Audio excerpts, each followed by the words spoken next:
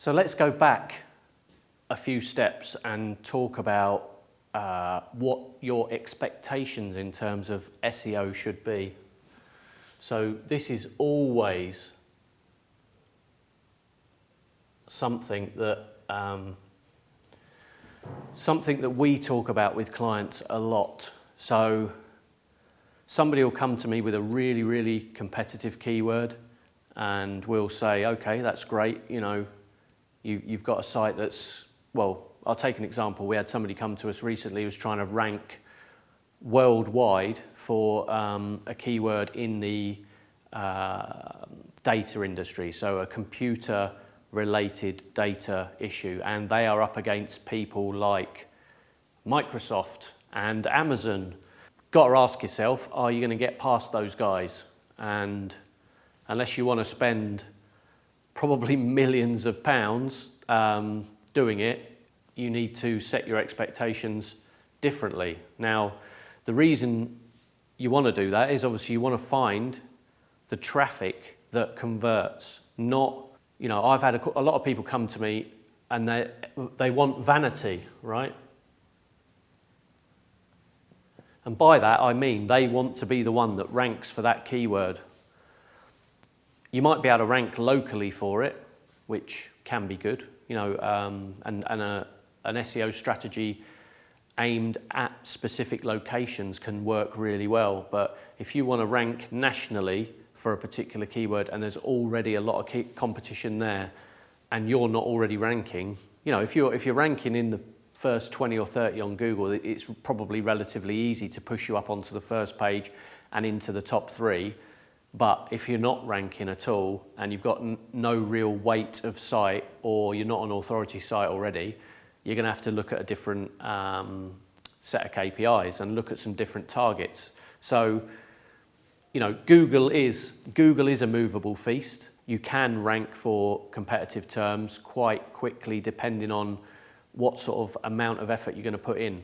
The hard part is having the commitment and the strategy and actually believing someone when they say, literally, this could take a year.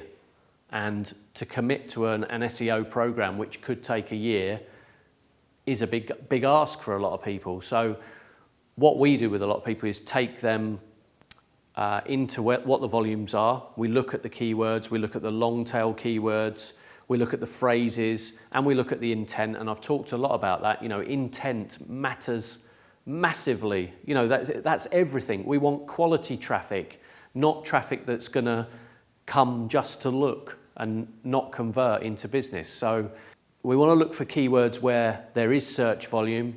We want to look at the competition level and how hard it is going to be to rank. We can tell you that, you know, that's a lot of that often is a feeling, is my personal experience and looking at all the factors around a particular brand, a particular phrase, and the market and the competition and what link profiles they've got, what they're doing on social media, are they producing video? All of that goes into it, and it's not an exact science. There is, you know, there are so many, there's hundreds, probably 200, there's at least 200 key factors that Google are considering when it's trying to rank your page. So the one thing I hate, you know, some agencies will lie. They'll just say to you, yeah, we'll rank you for that. They're not being realistic. You've got to be realistic with your targets. You've got to look at your competition, as I say, and it's about the traffic, the quality of the traffic for the return on investment. So we're always talking to people about, you're going to put this much in, this is the traffic we're going to achieve. From that, we're looking at these number of sales, this number of new customers. So we're assigning a value for the sale, a value for the new customer, and then obviously you can get to a return on investment. So my background originally, before the web started and before I got into building websites and SEO, I was an accountant. So I love the data. Everything I do is built off the back of the data, and obviously we can learn from everything we do as we go forward. So, you know, don't let your SEO agency tell you it's not their fault, it's Google's fault. They should be being transparent. If they're not talking to you honestly and you're not feeling that, you know, you're actually getting anywhere in terms of search, it's you know, it's probably the case that you're up against too much competition on a particular keyword. So, you know, set your expectations, speak to somebody and say, look, this is what we need to achieve, and we can work backwards from that, looking at driving quality traffic. So there's lots and lots of places you can get the traffic from. I turned down, believe it or not, a piece of SEO business that I could have sold at 15 grand a month recently, and I went to the client and said, this is not the strategy you want to employ. They had the money to spend. Maybe I'm mad, but I'm actually principled. You know, we should not take money off people if we can't achieve the results. And I had to then say to them, there is a different strategy here. It's going to cost you a couple of grand a month. This is the way forward. Once you start ranking for these keywords, then we can look at ranking for the ones that are more important. But often creating a new term and a new set of phrases and promoting them and getting them into use around your brand will be far more valuable to you than going after a keyword that is already saturated and got, you know, 3 or 4 massive players in there. You know, look, if you've got a big keyword, people could be paying 10, 15, 20 pounds a click, sometimes more, to be in the ad positions.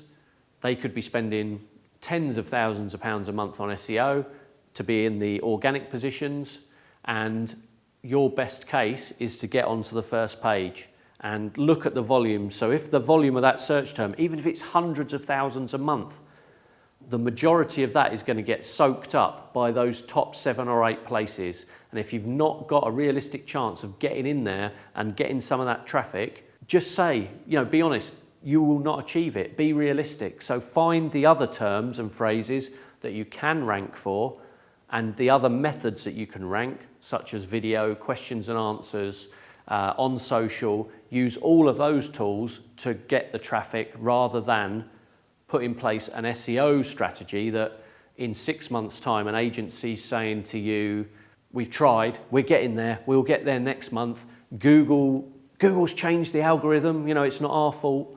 Carry on, or they've locked you into a long contract. And, you know, I meet a lot of people that have had their fingers burned on SEO, and they just really feel, you know, that it's like piracy.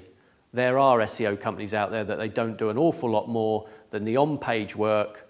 They might do a bit of link building and not a lot more. They're not being honest with their customers and not giving them the best advice. So think about what you want to achieve. Set a set of KPIs in terms of sales, work backwards from that, and speak to somebody who's going to tell you how to drive that. So, you know, picking the right keywords is key to that, and that is a research piece. To be fair, you shouldn't be charged for it. You know, an initial couple of hours worth of going through where the volumes are and what the phrases are and getting to know someone's business should be free, as far as I'm concerned. That bit of advice, I've saved many companies tens of thousands of pounds of wasted SEO money just by spending a couple of hours with them and setting their strategy in the right direction in the first place.